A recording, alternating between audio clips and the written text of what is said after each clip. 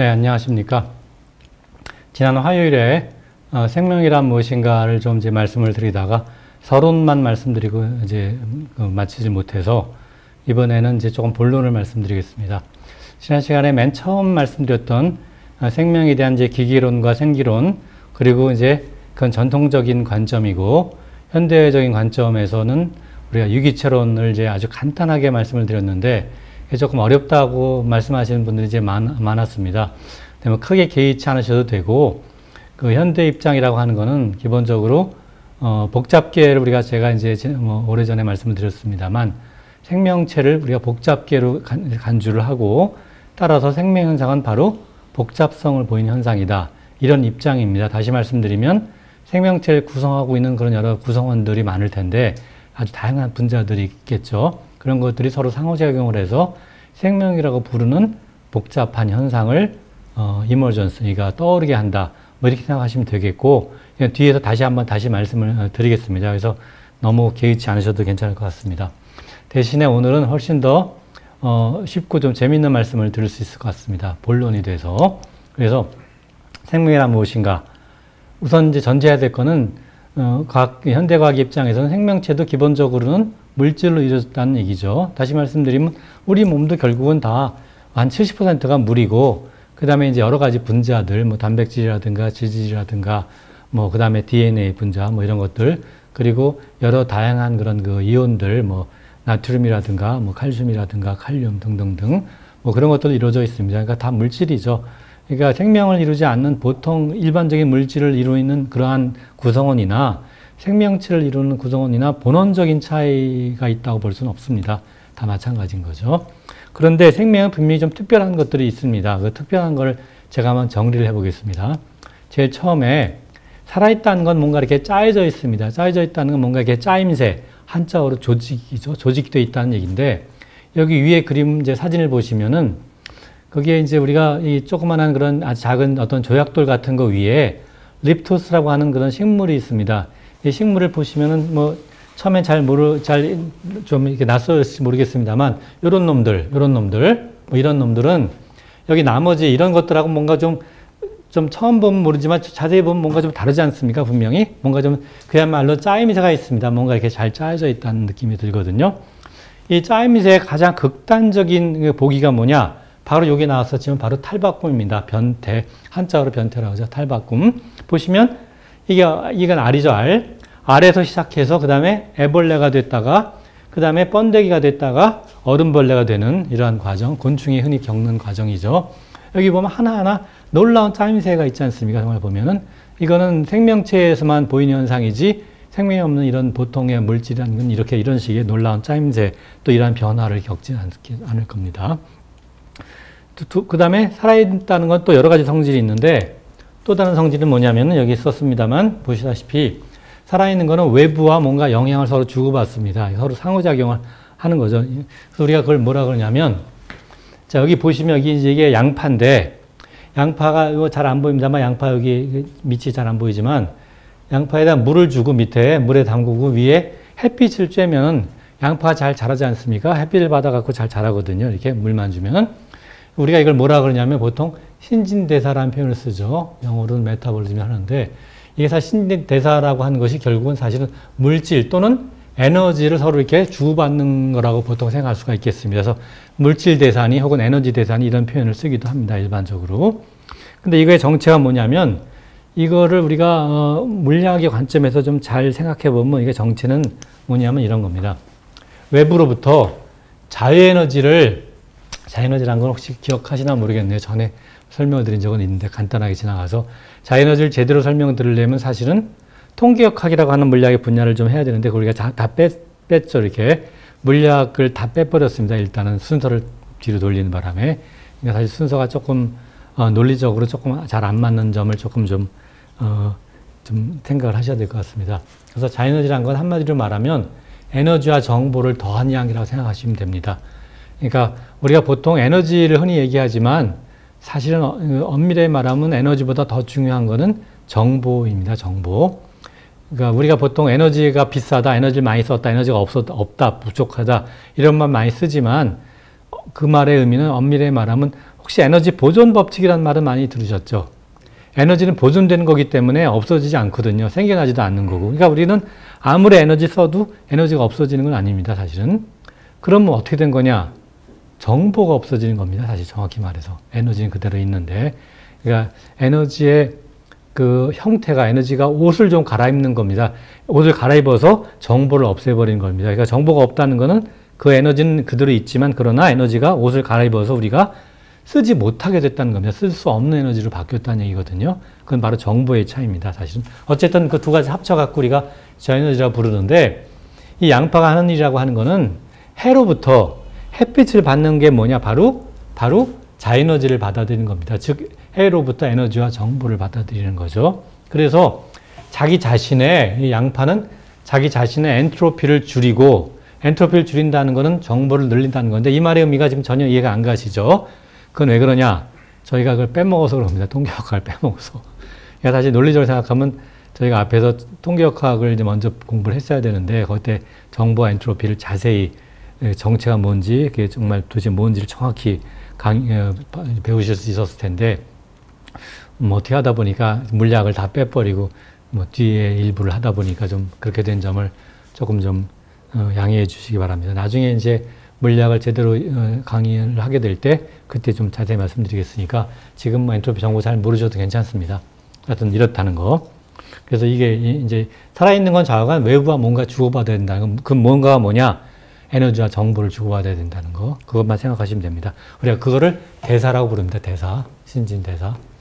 대사. 그 다음에 살아있는 놈은 또 살아있는 놈을 또 만들어내죠. 반드시 이거는. 이걸 뭐라냐? 번식이라고 부릅니다. 번식. 그래서 여기 사진 보시면 이 토끼 새끼가 있어갖고 이걸 재생산이라고 하죠. 재생산. reproduction. 대생산을 합니다. 그런데 자, 아까 조금 전에 이거 보시면 토끼 새끼들 보시면 어떤 느낌이 드시나요? 귀엽죠. 귀엽죠. 그러면 아까 보시면 아이고 죄송합니다. 요 애벌레 보시면 어떤 느낌이 드시나요? 그러니까 아니 이 애벌레 똑같이 말하자면 어린 새끼고 아까 토끼 새끼도 어린 토끼 새끼인데 왜 얘는 징그럽고 걔는 귀여운가요? 똑같이 너무 좀 이건 불공정한 거 아닌가요? 네. 그러니까. 생존 방식이 다르다. 뭐 크게 다를 거 있을까요? 어차피 다 이렇게 외부와 주고받아야 되거든요. 이 에너지와 정보를. 그러니까 그거에 대해서 아무 차이가 없죠. 사실 그런 면에서 보면은. 눈으로 받아들였을 때 거부감이 드니까 징그럽다 움직이게. 그거는 저 나중에 가서 제가 인문학을 하고 인문학 예술을 할 때 아름다움이란 게 무엇인가, 가치란 게 무엇인가 그때 좀 다시 논의하기로 하겠습니다. 한참 남았지만. 예. 자, 그런데 재생산을 해서 살아있는 걸 만들어내죠. 살아있는 걸 다시 만들어냅니다. 번식을 하는데 이때 만들 때 아무거나 만들지 않죠. 어떻게 만듭니까? 자기랑 비슷한 걸 만들죠. 뭔가 비슷한 걸 만듭니다. 비슷한 걸 만들거든요. 이걸 뭐라 그러냐? 우리가 유전이라고 그럽니다. 유전. 비슷한 걸 만들어낸다. 그러니까 이건 무슨 얘기냐면 다음 세대에게 뭔가 전해주는 겁니다. 비슷한 걸 만들어낸다는 건 뭔가 비슷하게 뭔가 전해주는 거죠. 여기 전해주는 게 여기 질서라고 써섰지만 사실은 이 질서의 의미가 정확히 말하면 적절한 알맞은 복잡성을 전해주는 겁니다. 이 복잡성이 많이 더 좋을 것 같습니다. 사실 이걸 질서라 표현하지만 사실은. 그래서 이런 거. 그래서 그러면 이 유전이라고 하는 게 정말 사실일까? 유전 다 믿으시나요? 사실일까를 보기 위해서 자, 유전이 정말 유전이 맞는 것 같습니까? 유전의 증거라고 보이시나요? 네? 저랑 비교해 보셔야죠. 근데 너무 늙어서 이건 안 되겠다. 비교할 수 없다. 그렇게 하실까봐 딱 이거 해놨죠. 제가 같은 비슷한 나이일 때. 오히려 지금 얼굴이 아드님하고 좀 닮았는데. 뭐 그럴 수도 있겠죠. 안경을 써서 그럴까? 예. 자, 그래서 이 개체, 이걸 낫생명이라고 부르겠습니다. 낫생명. 이 낫생명은 서로 DNA가 얼마나 같을까요? 얼마나 같을까요? 그러니까 저 감독님은 대답하시면 안 될 것 같고 윤 팀장님 대답하셔야 될 것 같아요. 80%? 왜 80%일까요? 왜? 그 근거는? 그러니까 어떤 분은 이걸 뭐라고 생각하시냐면은 이 개체, 이 낫생명 저쪽에 있는 거는 개체가 이 옆에 이 오른쪽에 있는 개체한테 다 물려받은 게 아닐 거 아닌가요? 어머니가 있었으니까 반씩 물려받으니까 따라서 50%다라고 생각하시는 분도 있던데, 근데 그렇지 않습니다. 사실 그렇지 않고, 그러니까 예를 들어서 여러분과 저는 얼마나 같을까요? 훨씬 더 많이 같습니다. 여러분과 저가 얼마나 같을까요? 적어도 99% 같습니다. 이 경우는 99.9% 이상 같습니다. 100%는 아니죠. 100% 같은 경우는 어떤 경우 있어요? 어떤 경우일까요? 쌍둥이. 일란성 쌍둥이는 100% 같죠. 하나가 둘로 나눠진 거기 때문에 이란성 아니가 일란성. 예. 그리고 뭐 예를 들어서 지나가는 강아지하고 저희하고도 한 90%는 같습니다. 그러니까 DNA가 같다고요? 예, DNA가 갖고 있는 이전 정보들이 같습니다. 그 부분을 좀 자세히 설명 좀 해주세요. 그 자세한, 예. 그 정말 자세한 설명은 제가 생명에 대해서 제대로 강의할 때 정말 자세히 할 겁니다. 거기 이제 뭐 엑손하고 인트론 문제들이 있기는 하지만 근데 하여튼 자세히 강의할 거지만 아무튼 그러니까 유전 정보라고 하는 게 뭐냐면 한마디 말씀드리면 유전 정보라는 게 뭐냐면 그러니까 이게 그 DNA라고 하는 것이 보통 4가지 염기로 이루어졌다고 얘기를 하는데 혹시 배우셨나요? 아데닌, 구아닌, 사이토신, 사이민 이렇게 4가지. 그것이 어떤 순서로 배열되느냐 그거가 다릅니다. 차이라고 하는 건. 뭐 강아지하고 우리뿐만이 아니라 저기 뭐 여기 민들레 풀이라든가 아니면 뭐이나 저기 저 지렁이나 그런 것도 다 똑같습니다. 전부 다 이렇게 4가지 염기의 배열일 뿐인데 DNA는 그것이 어떤 순서로 되어 있냐 그거의 차이일 뿐입니다. 완전히 그 순서의 차이. 그리고 순서라고 하는 것이 보통 그것이 3개가 한 묶음이 돼서 그것이 아미노산 하나를 결정을 해주거든요. 그럼 그것이 또 어떤 순서로 되냐에 따라서 아미노산을 어떤 순서로 이렇게 엮어주느냐 사슬을 만들어주냐에 따라서 그것이 바로 단백질을 결정을 해줍니다. 그래서 단백질이 어떤 것이 만드느냐에 따라서 우리 몸이 생기고 뭐 얼굴 모양도 생기고 그러는 거죠. 우리 몸 장기 생기고. 그래서 그런 것들을 우리가 유전 정보라고 총칭하는 건데 그런 것들이 서로 얼마나 다르냐 하는 거죠. 제가 지금 여기 말하고 있는 거는 이것이. 네, 그런 뜻입니다. 뭐 거기에 대해서 자세한 거는 생명에서 정말 자세히 말씀드리기로 하죠. 뭐 원하시면 그거를 당겨서 뭐 이렇게 다음 시간쯤에 말씀드릴 수 있고 당겨. 그러니까 유전의 증거가 확실하다고 이제 믿으실 수 있겠죠. 네. 그 다음에 이제 살아있다는 거는 환경에 반응을 합니다.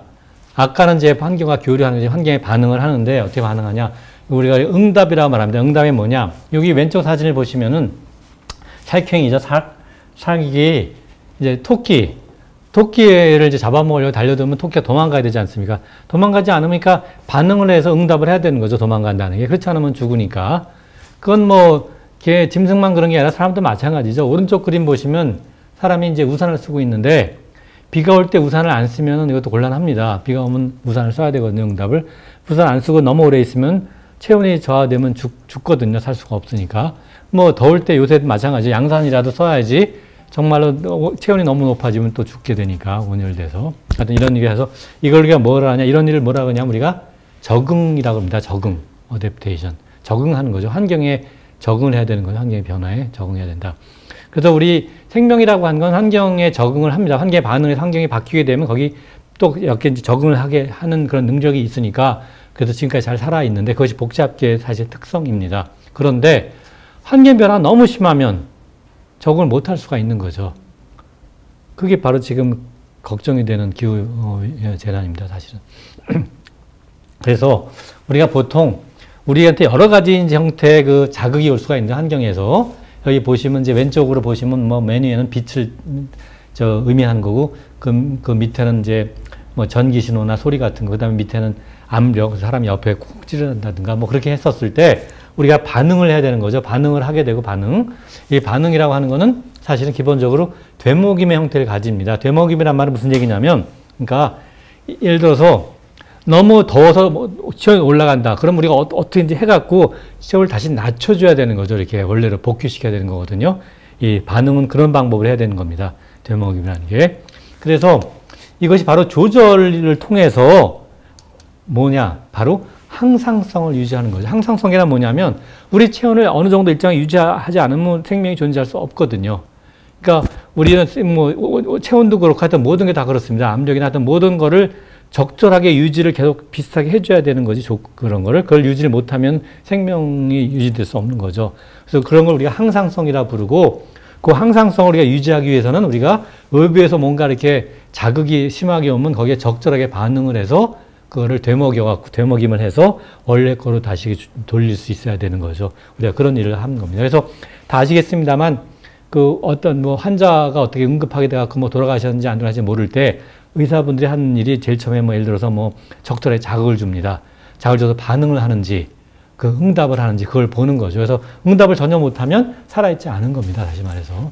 그러니까 눈에다가 빛을 비춰보기도 하고 그러는 거죠. 예를 들어서 동공이 반응하는지 응답하는지 그런 걸. 빛이 너무 강한 빛이 들어가면 이 동공이 수축해야 돼서 그걸 줄여야 되거든요. 그래서 대응음력으로 해서 조절을 해서 항상성을 유지해야 되니까 그걸 못하게 되면 이건 이제 죽은 거에 해당할 수 있겠습니다. 그 다음에 또 살아있는 거는 바뀝니다. 변화를 하는 거죠. 변화.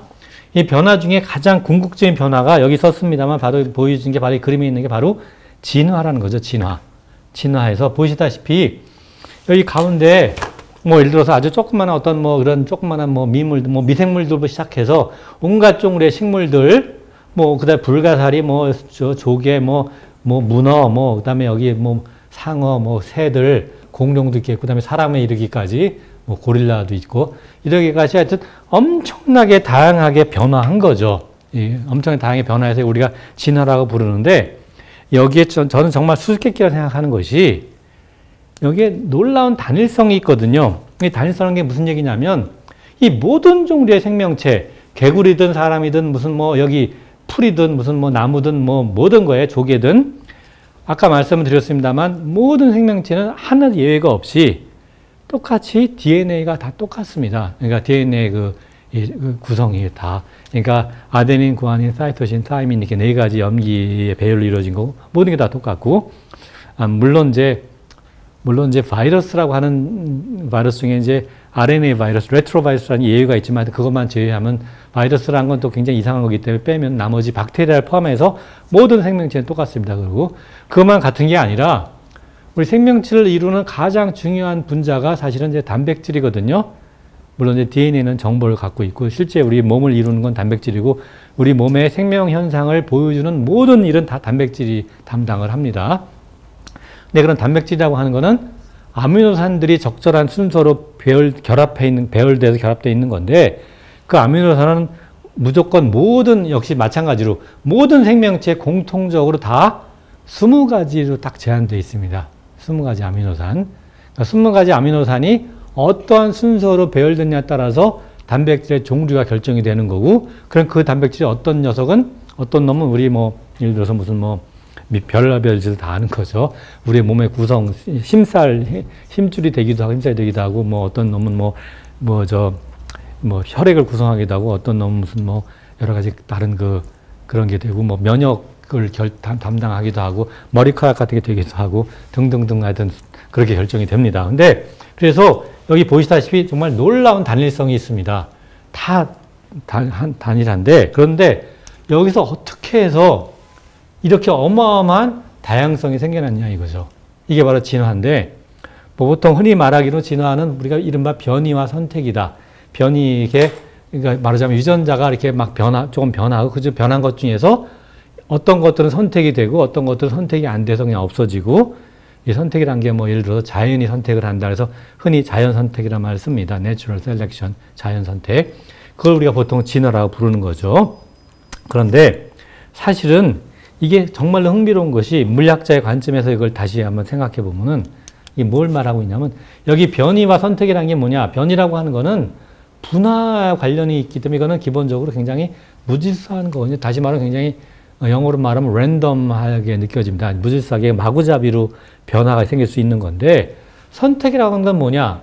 선택은 분화에 반대 어떤 통합하는 디퍼렌시에이션이 아니라 어떤 인테그레이션, 통합하는 거라서 이거는 상당히 질서를 만들어내는 이러한 그 성격을 갖고 있어서 이 변이와 선택을 합치게 되면 뭐냐? 이게 바로 복잡성을 만들어주는 그러한 핵심 그 중요한 기전이라고 생각이 됩니다. 그래서 생명체가 왜 이렇게 복잡할 수 있는가? 이 진화라는 과정을 통해서 생명체가 이렇게 다양하게 되면서 거기서 변이와 선택에 의해서 복잡성이 만들어졌다라고 우리가 해석할 수가 있는 거죠. 이게 굉장히 중요한 생각입니다. 아주 상당히 중요한 생각이고 굉장히 좀 어려운 얘기지만 뭐 이해하실 수 있죠. 자, 네. 그럼 지나가겠습니다. 그래서 그러면 자 5가지 말씀을 드렸죠. 제가 이제 시험. 자, 시험을 봅니다. 이제 시험. 생명이란 무엇인가? 저는 이제 워낙 인품이 훌륭해서 다 이렇게 참고자를 자 드립니다. 자, 참고자를 드립니다. 자, 생명이란 무엇인가? 짜임 말씀드렸죠. 짜임새 말씀드렸어요. 다 이미 다. 두 번째 뭐 있었죠? 대사라고 말씀드렸죠. 대사. 외부에서 자에너지를 받아들여서 그걸 이제 이용한다는 거. 대사. 그 다음에 세 번째 뭐였죠? 세 번째 번식이었습니다. 번식. 또 살아있는 걸 만들어내는데 자기랑 비슷한 걸 만들어낸다. 번식. 그 다음에 네 번째 뭐였죠? 응답이라는 게 있었습니다. 비 오면 우산을 써야 되고 너무 더우면 양산을 써야 됩니다. 양산이라도. 그 다음에 마지막으로 뭐였죠? 마지막이 변화죠. 그러니까 특히 진화, 핵심적 진화 이런 거 이렇게 했었죠. 자, 그래서 이제 그러면 시험. 자, 그래서 생명이란 무엇인지 이해하셨나요, 다들? 네, 이해하셨죠? 오케이. 분명히 이렇게 네라고 대답하셨어요. 그러면 이제 진짜 시험, 예비 시험 했으니까. 자, 다음에 살아있는지 말씀해 주세요. 살아있냐? 자, 첫 번째. 호세포. 세포가 하나 있었을 때요. 우리 몸이 다 세포에 하나 쪄요. 이렇게 물몸에서. 살갗세포 하나 띄면 이거 살아있는 건가요? 살아있어요? 우리 몸에서 예를 들어서 그러니까 흰피톨이란 말 들어보셨죠? 백혈구라면 아시나? 백혈구. 흰피톨이라고는 모르세요? 우리말은 흰피톨이고 한자어로는 백혈구예요. 흰피톨은 뭐 멋진 세포 같아요, 진짜. 근데 그 따로 하면 살아있냐? 뭐 살아있을 것 같죠. 왜냐하면 그러니까 단세포, 호세포 생물도 있거든요. 무슨 뭐 들어보셨겠죠? 아메바라든가 무슨 뭐 집신벌레, 뭐 연두벌레 이런 것들은 세포로 하나로 되어 있는데 우리가 뭐 분명히 생명체라고 말을 하니까 세포가 하나만 있어서 살아있는 것 같아요, 아마. 우리 몸에 살갗 하나 띄우면 살아있을까 하는 건 조금 좀 의문이 들긴 하지만. 자, 그러면 좋아요. 그럼 두 번째. 바이러스는 살아있을까요? 바이러스? 예를 들어서 코로나 바이러스 있죠? 그게 바로 사르스코브2예요. 여기 사르스코브2라고 쓴 게 바로 코로나 바이러스인데 바이러스는 살아있나요? 살아있어요? 볼까요? 자, 보세요. 자, 짜임새. 분명히 잘 짜여져 있어요, 바이러스도. 잘 짜여져 있어요. 그러니까 아주 복잡하진 않죠. 비교적 간단하지만 가운데 이렇게, 그러니까 DNA, 이 경우는 RNA지만 하여튼 그런 유저 정보가 가운데 있고 그 가장자리에 지질과 단백질로 이루어진 그 캡슐, 뭐라 하냐, 이렇게 껍질이 있어요, 껍질. 뭐 굉장히 간단하지만 하여튼 그래도 짜임새가 있어요. 대사.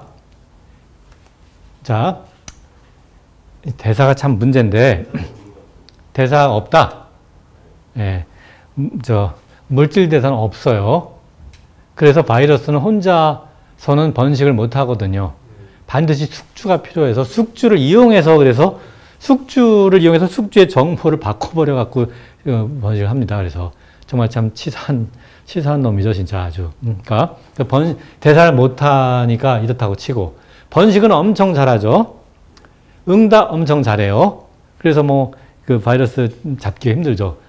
진화가 이제 변화인데 변화도 엄청 잘하거든요. 뭐 진화 같은 거죠. 엄청 이렇게 다 아시죠? 코로나 바이러스 얼마나 빨리빨리 바뀌는지. 그래서 뭐 변이 많이 하는 그러니까 합니다. 그런데 대사를 안 하는 님은 그런 바이러스는 살아있는 게 아니냐? 근데 대사라고 하는 것이 아까 물질 대사는 안 하지만 그러나 에너지 대사랑 관점에서 보면 하는 거거든요. 사실 에너지 대사랑 관점은 한다고 할 수 있어요. 에너지 대사는. 그러니까 사실 우리가 대사라는 걸 확장해서 에너지와 정보로 관점으로 보면 사실 대사한다고 볼 수 있습니다. 사실 그렇게 보면 사실은. 그러니까 그런 면에서 보면 바이러스 살아있다라고 말할 수도 있는 거죠. 자, 그런데 그럼 진짜 질문이요. 진짜 시험. 노새는 살아있습니까? 노새? 노새 뭔지 아시죠? 노새. 네, 살아있나요? 짜임, 대사, 응답, 진화 다 좋은데 번식 못해요, 노새. 번식 못해요, 전혀. 전혀 못해요, 아직 근본적으로. 물론 이제 저는 생명이냐, 저도 전 번식할 수 있을지도 잘 모르겠지만 제 정도 나이가 된 여성분은 분명히 번식 못하거든요. 남성은 좀 할 수도 있어요, 사실. 근데 여성은 못하는데 그러면 내 나이가 된 여성은 생명이 아니냐? 말이 안 되는 거죠. 그러니까 아무튼 뭐 그래요. 자, 그러면 또 질문 하나. 프리온이라고 있어요. 프리온. 들어보셨나요? 이거는 이제 단백질인데, 단백질이에요. 단백질 한 종류인데, 이게 바로 광우병을 일으키는 그 병원체거든요. 그러니까 이 프리온이 이제 두뇌 속에 있었을 때 프리온이 잘못되면은 이것이 잘못 접히게 되면은 단백질은 이제 그 알맞은 모양을 딱 접혀서 모양을 만들어줘야 되는데 그래야 기능을 하는데 그게 잘못된 모양이 돼버리면 기능을 못하는 건 물론이거니와 치명적인 독이 될 수도 있어요, 이게. 그래서 그리고 또 프리온 같은 게 이렇게 잘못 모양을 가지게 되면 어떻게 되냐면 자기만 혼자 하고 그런 게 아니라 그 안에 수많은 그런 분자를 다 자기 것처럼 만들어서 망가뜨려 놔요, 이렇게. 다시 말하면 번식을 엄청나게 하는 거죠. 번식을. 그래서 프리온도 보면은 단백질인데 보면은 짜임새 물론 있고 번식하고 응답하고 진화해요. 변화해요. 근데 대사라는 것을 아까 말했지만 대사라는 것도 역시 우리가 그러니까 물질 대사라고 하면 뭐 당연히 안 하죠. 이건 단백질이니까 말도 안 되지만 그러나 에너지 대사는 한다고 볼 수도 있거든요. 사실은 에너지는 이런 관계를 하니까. 그래서 그렇게 되면 프리온도 살아있는 거냐? 생명이 있냐? 생명이 있다 생각이 되나요? 결정적인 그 질문 한 가지, 시험 하나. 컴퓨터 바이러스라는 거 아시죠? 컴퓨터 바이러스는 짜여져 있고 대사, 에너지 다 잘해, 에너지를 해요. 번식하고, 번식 엄청나게 하죠. 응답 엄청 하죠. 백신을 잡으려고 하면 도망가고, 그리고 변이 엄청 잘 하잖아요. 바뀌잖아요. 그럼 컴퓨터 바이러스도 생명이 있는 거냐? 생명이 있는 건가요? 컴퓨터 바이러스도? 컴퓨터 바이러스가 살아있다고 보기는 아무래도 좀 그렇잖아요. 이거는 프리온도 그렇죠. 프리온도 뭐 그냥 단백질인데 단백질 살아있다고 볼 수 없죠. 그냥 보통 분자일 뿐인데 사실은. 그러니까 결론은 뭘까요? 결론은 아까 여러분께서 아까 나 생명은 무엇인지 다 이해했다고 그러셨잖아요. 못한 것 같은데. 네, 그러니까 못한 것 같잖아요. 이거 아까 그 틀린 것 같아요. 아까.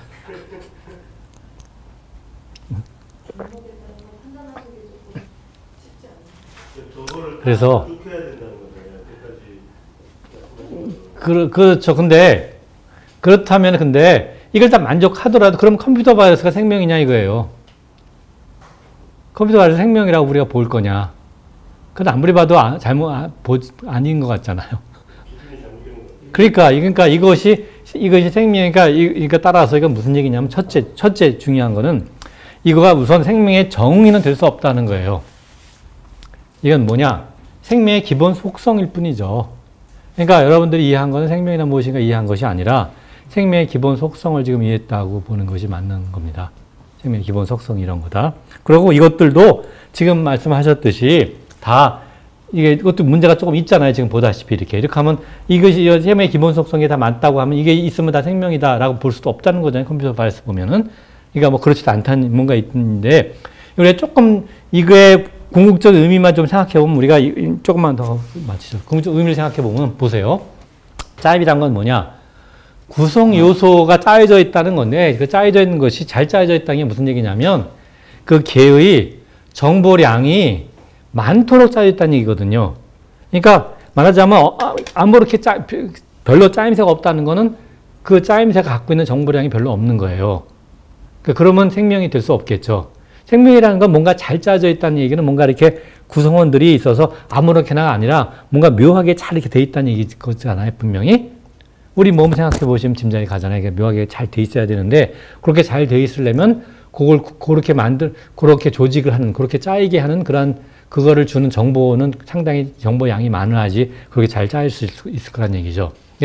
그 다음에 두 번째 대사라고 하는 것이 뭐냐면 아까 이제 말만 하고 지나가긴 했습니다만 이 자에너지를 우리가 받아서 회로부터 자에너지를 받아갖고 그 자에너지를 이용해서 결국 이제 물론 이제 또 내보낼 텐데 그러니까 자에너지 소비를 말하는 건데 그건 다시 말하면 정보의 흐름이거든요. 왜냐하면 자에너지라는 건 아까 에너지와 정보를 더한 거라 그랬었죠. 에너지와 정보의 합인데 그 중에서 에너지는 본원적으로는 바뀌지 않는다고 말씀드렸던 거 기억하시죠? 에너지 보존의 법칙이 있으니까 에너지가 없어지거나 하는 거 아니거든요. 그러면 에너지와 정보 중에서 없어지거나 바뀔 수 있는 건 정보거든요. 기본적으로 변할 수 있는 거는 에너지가 아니라. 그러니까 사실은 이거는 따라서 우리가 자에너지를 소비한다는 거는 기본적으로는 정보의 흐름이라고 말할 수가 있겠습니다. 정보의 흐름. 그 다음에 세 번째 번식이란 건 뭐냐? 나랑 닮은 걸 만들어내는 거니까 자기랑 닮은 거. 이게 뭐냐면 유전 정보를 전해주는 거거든요. 똑같은 정보를 주는 거니까 전해주는 거니까 바로 정보의 전달이죠. 정보의 전달이에요.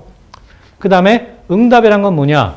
외부의 환경이 바뀌게 되면 거기 우리가 맞춰서 뭔가 바뀌어야 되는데 그거는 외부가 바뀐다는 예를 비가 오냐, 뭐 너무 덥다, 뭐 이런 거는 우리가 거기서부터 정보를 얻어서 우리가 아는 거거든요. 아, 이거 덥구나. 아, 이거 비가 오는구나. 그건 바로 뭐냐? 환경과 정보를 교류하는 겁니다. 그래서 적응을 하는 거죠. 적응을 거기에 맞춰서 이제 정보를 교류하면서. 그 다음에 마지막으로 진화란 건 뭐냐면 이 변이와 선택을 얘기하는데 이건 뭐냐면 이것도 역시 정보 교류입니다. 변이와 선택. 근데 이거는 그 응답과 진화의 차이는 뭐냐면 여기 썼습니다만 응답이라는 건 개체 수준에서의 정보 교류고 진화라는 거는 집단, 즉 종이라는 수준에서 스페시스 집단 수준의 정보 교류를 할 수 있는 거죠. 그러니까 똑같이 정보의 교류인데 정보를 교류해서 변이를 하는 것이 자연이든 거기서 적절하게 정보를 교류해서 거기서 선택을 하고 뭐 일부는 없애고 일부는 잘 이렇게 더 만들고 더 이렇게 번성하게 하고 그런 셈이죠. 자, 그래서 결론은 뭘까요? 그럼 이거 보시면 제가 이렇게 빨갛게 강조한 거 보시면 결국 생명이라는 게 뭐라는 얘기를 제가 강조하고 싶었을까요? 보시면 결국 그렇죠. 여기도 칠까요? 빨갛게 한 거 다 정보잖아요. 정보. 결국은 뭐냐? 생명이라는 건 뭔가 정보가 핵심이구나 하는 짐작이 가시잖아요. 그게 정말로 아주 중요한 겁니다. 그래서 그래서 뭐 마지막으로 하나만 이걸로 끝낼까 했는데 하나만 더 마치기로 하죠. 그러면. 그래서 아까 말씀을 드렸습니다만 이게 바로 슈레딩거라고 하는 에르빈 슈레딩거라는 사람이 그 양자역학을 만들어낸 아주 뛰어난 역사적으로 뛰어난 그런 물리학자인데 그 사람의 저서에 여기 보시면은 What is life? 그러니까 생명이란 무엇인가라고 하는 저서가 여기 있습니다. 이게 1944년에 나온 저서가 있습니다. 여기 그 초판본에 여기 써 있는 거, What is life? 이게 사실 일화가 뭐냐면 이 사람이 이 슈레딩거가 이 책을 어떻게 쓰게 됐냐면 책을 자기가 직접 쓴 게 아니라 어디 가서 강의를 했습니다. 강의가 이제 기포드 렉처라고 해서 좀 이름 있는 그런 이제 강의라서 그것이 더블린 지금 아일랜드의 수도죠. 더블린에서 강의를 한 건데 그때 거기서 이제 이 슈레딩거를 초청하면서 양적학에 대한 강의를 해줄 걸 기대했는데 정말 이거 완전히 황당하게 그 물리학자 양자역학의 창시자인 물리학자가 와서 양자역 강의를 안 하고 갑자기 생명에 대한 강의를 한 거거든요. 그래서 다들 그냥 놀라고 황당해 한 거죠. 사실 청중들이 그때. 근데 아무튼 이 강의에서 그 강의를 나중에 책으로 낸 겁니다. 몇 년 후에. 이 강의에선 슈레딩거가 이게 이제 웃기는 게 뭐냐면 이 책이 사실 엉터리인 게 이게 뭐냐면 왜 그러냐면 이 책에서 이 책의 이 질문 What is life? 생명이란 무엇인가에 대한 답이 아무리 찾아봐도 없어요. 답이. 그래서 이 책은 거짓말을 했다라는 그런 얘기가 있죠. 생명이란 무엇인가라고 딱 써놓고서 제목을 써놓고 아무리 읽어도 생명이란 무엇인가에 대한 답이 없는 거죠. 사실은. 근데 뭘 얘기했냐면 이걸 지적했습니다. 이 책에서 지적한 것이 하나는 뭐 네겐트로피란 말을 썼는데 그냥 잊어버리셔도 되고 그러니까 네거티브 엔트로피, 음의 엔트로피라는 뜻을 쓴 건데 사실은 이제 현대어로 말하면 정확히 말하면 바로 자에너지를 말합니다. 제가 아까 말씀드린 자에너지를 말하는 거고 그 다음에 코드라는 표현을 썼는데 코드. 이건 뭔가 복잡한 코드가 있어야 된다. 정보에서. 이것이 바로 지금 생각하면 바로 정확히 DNA를 예언을 한 겁니다. 예측을. 그때 DNA가 알려지기 전인데. 그래서 그러니까 이거는 이제 DNA가 정보 저장하는 거를 보여드린 건데, 이건 뭐냐면, 이게 아데닌, 사이토신, 사이민, 구아닌이란 거는 많이 들어보셨죠? 하여튼 네 가지 염기를 어떻게 적절하게 표현해서 이게 어떤 순서로 배열됐냐는 걸 하는 건데, 중요한 건 아니고, 하여튼 이거 순서를 적절하게 표상을 해보면, 이렇게 굉장히 복잡한 모양이 나오고, 이게 굉장히 복잡하게, 쪼꼬리라는 거 말씀드렸었죠, 쪼꼬리. 이게 쪼꼬리 모양이 나와서 정말 굉장히 복잡하다. 이런 뜻입니다. 그래서 하여튼, 이런 얘기를, 그러니까, 이거는 전혀 중요하지 않고요. 그래서, 요거 하나만 더 말씀드리죠. 그래서 생명의 정의가 슈레딩어는 What is Life라는 거 했었지만 책에 답이 없거든요. 문제는 답이 없어, 이 책에. 이건 굉장히 중요한 게, 이건 정말 더 중요하다고 생각하는 것이 답이 없는 게 답이라고 생각합니다. 저는 개인적으로. 그게 무슨 뜻이냐 하는 거는 생명이란 무엇인가, 생명을 정의한다는 것이 저는 불가능하다고 생각하거든요.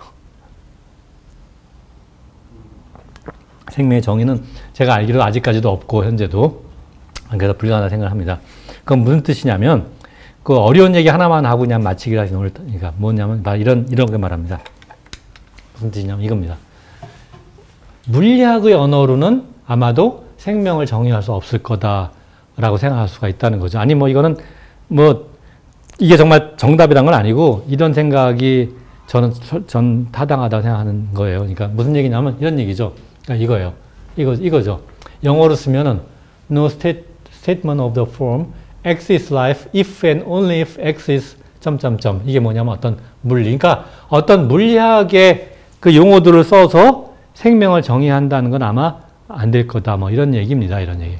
그 이유는 왜 그러냐면 이제 철학에서, 이건 사실 좀 어려운 전문적인 얘기인데, multiple realized라고 하는 그런 용어입니다. 그러니까 예를 들어 무슨 얘기냐면 예를 들어서, 그러니까 이것이 life가 말고 대신 여기다가 DC를 쓰면 어떻게 될까요? DC라고 하는 건 뭐냐면 그러니까 D 같이 안 보이네. 무슨 얘기냐면, 이게 D가 왜 자꾸 이렇게 써지냐?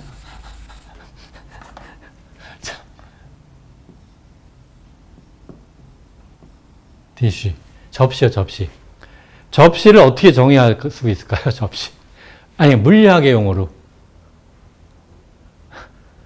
어떻게 정의할 수 있겠냐, 이거예요. 상당히 난처하지 않겠습니까, 사실? 이게. 아니, 돌만으로 한 거 아니죠, 접시. 플라스틱으로도 접시 하잖아요. 네. 예를 들어서. 그러니까 재료로 갖고 말할 수도 없거든요. 뭘로 얘기할 거냐, 이게 접시를. 어떻게 정의할 거냐. 그러니까, 그래서, 그 생명이라는 거가 정의하지 못하겠다고 하는 거가 이렇게 놀랄 일이 아니거든요. 접시도 정의 못한다니까요. 그러니까, 예를 들어서. 그리고 여기에 또 유명한 예가, 여기 들어가는 예가, information, 그러니까 정보라는 것도 사실 정의한다는 게 굉장히 문제가 많아요. 정보라는 것도 그렇고. 이런 게 굉장히 많습니다. 사실 한두 개가 아니라, 정의한다는 게. 어쨌든.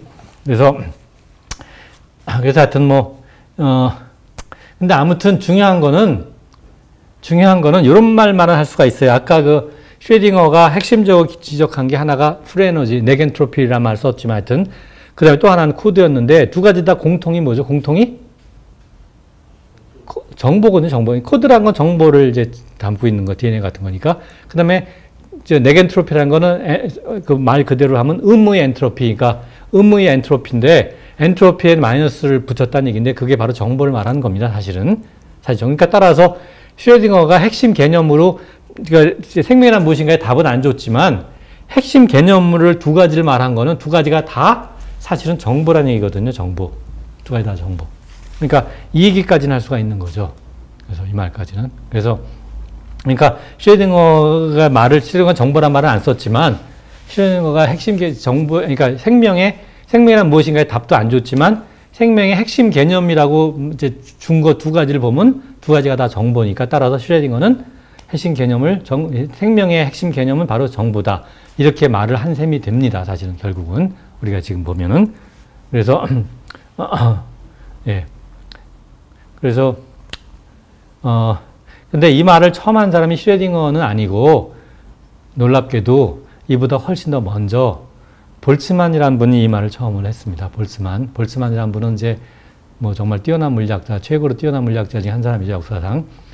이 사람이 20세기 초에 이미 19세기 말에서 20세기 초에 이런 정보가 얼마나 중요한가 하는 말을, 그때 정보란 말을 안 썼고 정보 대신 엔트로피라는 표현을 썼지만, 엔트로피나 정보란 건 저희가 지금 공부를 안 해서 좀 헷갈리시겠지만, 정보나 엔트로피는 같은 건 아니지만 동전의 앞뒷면에 생각하시면 정확합니다.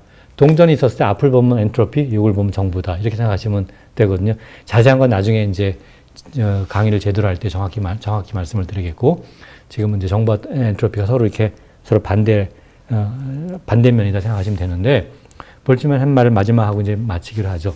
볼츠만이 이런 말을 했습니다. 볼츠만이 어떤 얘기를 했냐면, 그러니까 여기 그러니까 이 라이프, 생명이라고 한 것이, 생명이란 게 생명을 유지하기 위해서 굉장히 노력을 해야 되잖아요. 우리가 말하자면 음식을 먹어야 되죠. 쉽게 말하면. 음식을 안 먹으면 죽으니까. 그러니까 음식을 왜 그런 짓을 하고 있냐 하는 거는, 그러니까 뭐냐. 우리가 어떠한 물질을 얻기 위해서 그런 게 아니다. 물질을 얻기 위해서 우리가 하는 게 아니고, 에너지를 위해서 먹으려고 하는 것도 아니다. 뭐냐? 바로 엔트로피를 위해서 하는 거라는 거예요.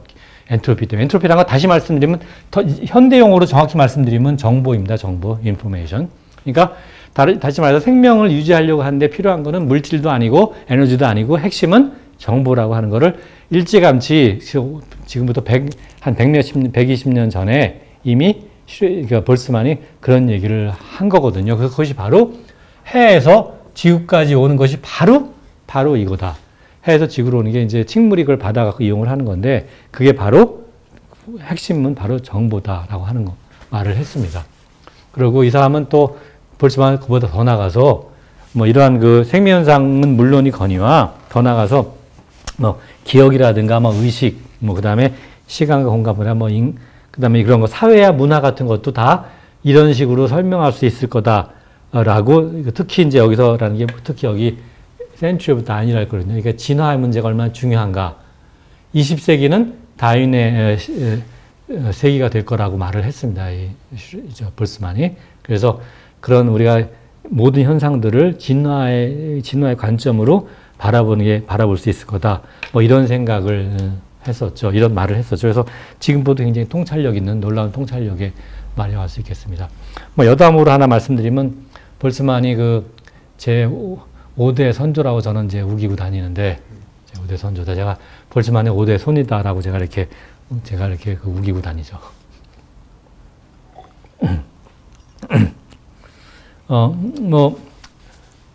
근데 뭐 어떻게 제가 이렇게 강의하는 동안에 질문을 좀 많이 해달라고 제가 부탁을 드렸는데, 이렇게 질문을 전혀 안 하시는 것 같아서. 혹시 너무 어려워서 질문 안 하신 거는 아니라고 저는 믿고, 너무 쉬워서 질문을 안 하신 거라고 생각하면 되나요?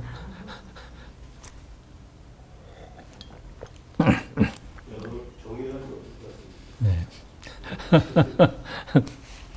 정의를 못하는 게 문제가 되지 않겠냐고 생각하실 수 있는데, 사실은 뒤에 가서 인문학적인 그런 관점에서 볼 때 좀 자세히 말씀드리려고 합니다만, 뭔가 이렇게 정의를 정확하게 해야 된다고 생각하는 거는, 이거는 철저하게 서구 형이상학의 전통이거든요, 사실은. 그러니까, 근데 그것이 꼭 옳다, 꼭 적절하다라고 볼 근거는 사실 없는 거죠. 그러니까 동아시아 전통에서는 그렇게 명확한 정의를 내릴 수 없다는 것이 그것이 더 본원적이라는 생각을 많이 했습니다. 거꾸로. 그것이 이제, 특히 이제 도가 사상을 보면은, 많이 아시겠습니다만, 이런 말이 있지 않습니까? 이렇게.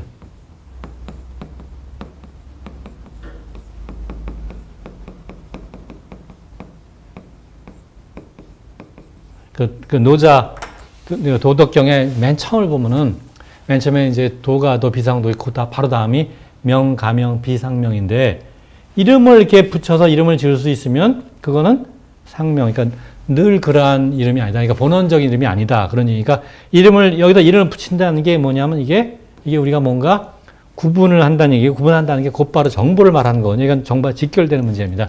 제가 뒤에 가서 상세히 말씀을 드리죠. 하여튼 뒤에 상세히. 근데 아무튼 그러니까 동아시아 사상하고 그다음에 서구의 그 뭐 전통 철학하고는 상당히 하여튼 다른 생각을 갖고 있고 지금 현재 우리의 이제 과학이라고 하는 거는 당연히 서구에서 서구 사상의 바탕으로 만들어졌기 때문에 거기에 그 전통을 갖고 있지만 그것이 반드시 꼭 적절하냐?